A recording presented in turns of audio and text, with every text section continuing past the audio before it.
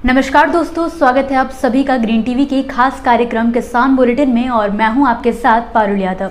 आज के किसान बुलेटिन में सबसे पहले नजर डालेंगे राजस्थान सरकार की खास योजना पर, जिसके तहत बिजली बिल से किसानों को मिली बड़ी राहत।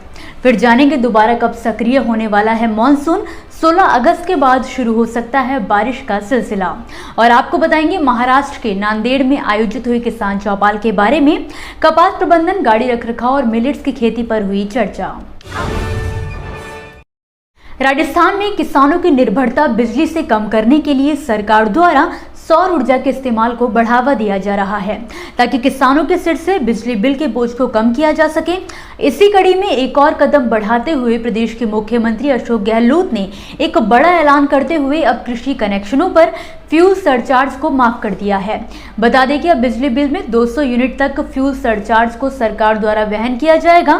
सीएम अशोक गहलोत ने कहा है कि इससे सरकार पर 2500 करोड़ रुपए का भार आएगा, लेकिन इस फैसले से किसानों और आम उपभोक्ताओं को महंगाई से राहत मिलेगी। गौरतलब है कि मुख्यमंत्री अशोक गहलोत ने गुरुवार को इसकी घोषणा की है। इससे पहले ही राजस्थान में घरेलू बिजली उपभोक्ताओं को 100 यूनिट और कृषि उपभोक्ताओं को 2000 यूनिट तक मुफ्त बिजली की घोषणा की गई थी। साथ ही कुछ दिन पहले सीएम ने सिर्फ घरेलू उपभोक्ताओं के लिए 200 यूनिट तक फ्यूल सरचार्ज व अन्य शुल्क खत्म करने की बात कही थी। अब इसके दायरे को बढ़ाते हुए कृषि उपभोक्ताओं को भी शामिल किया गया है। आपको बता दें कि मुख्यमंत्री निःशुल्क बिजली योजना के तहत प्रदेश के करीब 12 लाख किसानों को इसका लाभ मिल रहा है। जहां एक तरफ बीते कुछ दिनों से मानसून पर लगे ब्रेक के चलते लोगों को एक बार फिर गर्मी का सामना करना पड़ रहा है, इस बीच ऐसी खबर है कि जल्द ही एक बार फिर मध्य अगस्त में मानसून सक्रिय हो सकता है। दरअसल भारतीय मौसम विज्ञान विभाग यानी कि आईएमडी ने कहा है कि एक्टिव मानसून का दौर 18 अगस्त से फिर शुरू हो सकता है, जिसके बाद देश के अलग अलग इलाकों में बारिश शुरू होगी। अब मानसून देश के अधिकांश हिस्सों में अपनी सामान्य स्थिति में लौटने वाला है, जिससे अच्छी बारिश दर्ज की जाएगी।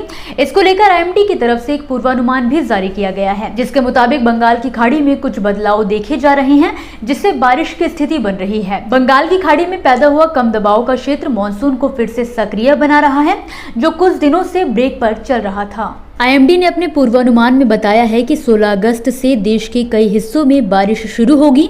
इन हिस्सों में हिमालय के मैदानी इलाके, पूर्व और उत्तर पूर्व भारत, पश्चिम तटीय इलाके और अंडमान निकोबार के क्षेत्रों में मध्यम से हल्के दर्जे की बारिश होने का अनुमान है।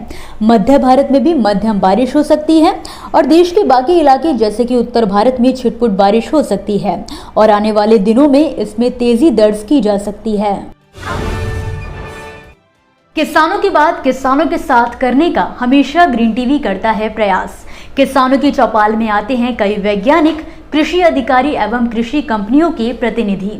देश के विभिन्न राज्यों में चल रहे ग्रीन टीवी के सफल प्रयास में 4 चांद तब लग गए जब कल नांदेड़, महाराष्ट्र में किसान चौपाल का आयोजन किया गया, जिसमें करीब 150 किसानों ने सहभागिता की। कल 11 अगस्त को महाराष्ट्र के नांदेड़ में कपास प्रबंधन, गाड़ी रखरखाव और मिलेट्स की खेती विषयों पर विशेषज्ञों ने किसानों को संबोधित किया।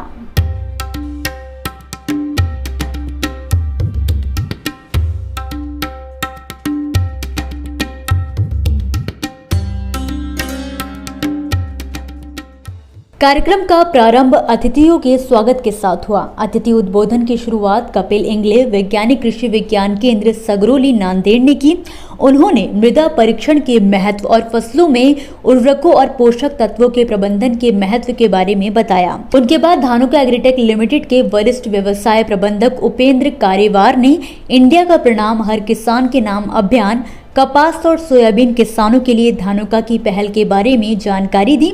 फिर धोंडीराम बिरादर, क्षेत्र व्यवसाय प्रबंधक नांदेड़, महिंद्रा फाइनेंस ने किसानों की वित्त समस्याओं के लिए महिंद्रा फाइनेंस समाधान के बारे में सटीक जानकारी से किसानों को परिचित करवाया।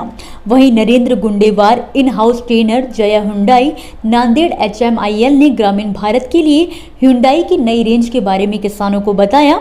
इसके बाद नांदेड़ के जिला अधीक्षक कृषि अधिकारी भाऊ साहेब सांवले राम बरहटे ने किसानों को उनके लिए महत्वपूर्ण सरकारी योजनाओं से भी अवगत करवाया। वहीं किसानों की आय बढ़ाने और श्री अन्न प्रसंस्करण के लिए कृषि विज्ञान केंद्र द्वारा की जा रही पहलों के बारे में केवीके संगरोली नांदेड़ की प्रमुख एवं वरिष्ठ वैज्ञानिक डॉक्टर माधुरी रेवनवार ने जानकारी दी। चौपाल में जिले के प्रगतिशील किसानों को प्रमाण पत्र देकर पुरस्कृत किया गया। ग्रीन टीवी की ओर से एंकर एवं स्ट्रेटेजी तथा प्लानिंग प्रमुख अंशु कुमार ने सभी अतिथियों और किसानों का कार्यक्रम को सफल बनाने के लिए आभार व्यक्त किया। कार्यक्रम स्थल पर भोजन की भी विशेष व्यवस्था थी। इस किसान चौपाल के sponsor Dhanuka agritech limited, Mahindra finance एवं हुंडई मोटर्स इंडिया लिमिटेड रहे। तो दोस्तों, ये थी वो खबरें जिन्हें हमने आप तक विस्तार से पहुंचाया, लेकिन अब हम बात करेंगे कुछ ऐसी खबरों की जिनके बारे में भी आपके पास जानकारी होना जरूरी है। तो चलिए फटाफट से एक नजर डालते हैं खेती किसानी और कृषि क्षेत्र से जुड़ी आज की छोटी बड़ी अपडेट्स पर। बिहार में कोल्ड स्टोरेज की संख्या बहुत ही कम है। यहाँ के किसानों को अपनी फसल को स्टोर करने के लिए दूसरे राज्यों में भेजना पड़ता है। ऐसे में बिहार के मुख्यमंत्री नीतीश कुमार की सरकार ने मुख्यमंत्री बागवानी मिशन योजना के तहत सोलर पैनल माइक्रोकूल चैम्बर लगाने वाले किसानों को बम्पर सब्सिडी देने का फैसला किया है, जिसका लाभ कोई भी किसान, किसान समूह, गैर सरकारी संस्था व उद्यमी ले सकते हैं। गुजरात के जूनागढ़ के वंथली तहसील के गांव संतालपुर में हाल ही में एक किसान परिवार ने जहरीली दवा पीकर आत्महत्या कर ली, जिसमें 3 लोगों की मौत हो गई। खबर की माने तो विकास रमनीक दुधात्रा, उनकी पत्नी, एक बेटा और एक बेटी ने अपने खेत में ही दवा पीकर खुदकुशी करने की कोशिश की थी, जिसमें 3 लोगों की मौत हो गई है, जबकि बेटी की हालत गंभीर बताई जा रही है। फिलहाल खुदकुशी का कोई कारण सामने नहीं आया है, जबकि पुलिस जांच में जुटी हुई है। भारत के मौसम विज्ञान विभाग के मुताबिक आने वाले 2 से 3 दिनों तक मौसम का मिजाज बदला रहेगा। इस वजह से देश के कई हिस्सों में भारी बारिश दर्ज की जा सकती है। दिल्ली एनसीआर की अगर बात करें तो आईएमडी के मुताबिक 13 अगस्त और 14 अगस्त को दिल्ली में भारी बारिश की संभावना है। वहीं उत्तराखंड के 6 जिलों में ऑरेंज व रेड अलर्ट जारी किया गया है। बारिश व सूखे के अलावा इस साल किसानों के ऊपर एक और समस्या आ खड़ी हुई है। दरअसल कपास किसान इस समय कीटों के प्रकोप से परेशान हो चुके हैं। हरियाणा, पंजाब और राजस्थान, जहां अधिक मात्रा में कपास की खेती होती है, वहां इस साल फसलों में पिंक बॉलवर्म यानी कि गुलाबी इल्ली का असर फसलों पर दिखाई दे रहा है। वहीं कृषि वैज्ञानिकों के मुताबिक गुलाबी बॉलवर्म कपास का सबसे बड़ा दुश्मन कीट है। ये कीट छोटे पौधे से लेकर कली, फूल तक को खाकर उसे नुकसान पहुंचाता है। हाल ही में ग्रेटर नोएडा से रंग लगाकर सब्जियां बेचने का मामला सामने आया है। यहां पर जिला खाद्य सुरक्षा विभाग ने नोएडा की फेज 2 मंडी में रंग लगाकर सब्जी और फल बेचने वालों के खिलाफ कार्यवाही की है। विभाग की टीम ने निरीक्षण के दौरान पकड़ी गई 100 किलो रंग लगी हुई मटर को नष्ट किया। साथ ही सब्जी और फलों के थोक विक्रेताओं से पत्ता गोभी, आम, पालक, शिमला मिर्च, गोभी के सैंपल लेकर जाँच के लिए मेरठ लैब में भेज दिए हैं। इसी के साथ आज के किसान बुलेटिन की बड़ी खबरों में फिलहाल के लिए बस इतना ही। आप मुझे दीजिए इजाजत और देखते रहिए ग्रीन टीवी। नमस्कार।